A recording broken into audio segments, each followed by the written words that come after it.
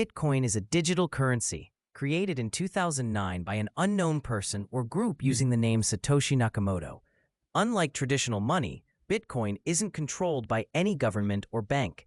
It runs on a decentralized network called the blockchain, a public, transparent ledger that records every transaction ever made. Imagine a giant notebook that everyone can see but no one can erase or cheat. That's the blockchain. It keeps Bitcoin secure and trustworthy without needing a middleman. New Bitcoins are created through a process called mining. Powerful computers solve complex puzzles to verify transactions, and as a reward, miners earn new Bitcoin. This system makes Bitcoin both secure and limited. There will only ever be 21 million Bitcoins in existence.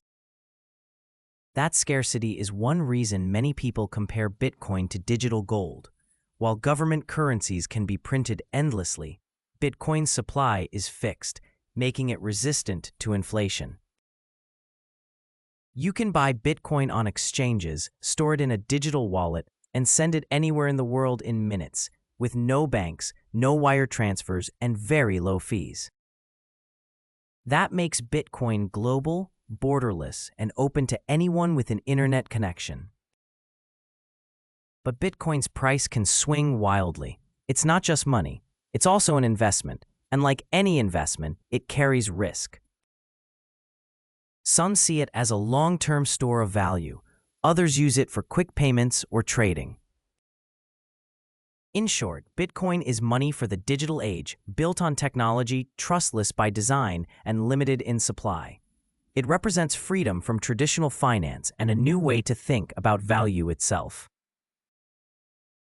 Whether it's the future of money or just the beginning of something bigger, one thing's clear: Bitcoin has changed how the world sees money forever. If this helped you understand Bitcoin, hit like, subscribe, and stay tuned for more simple breakdowns of finance and investing.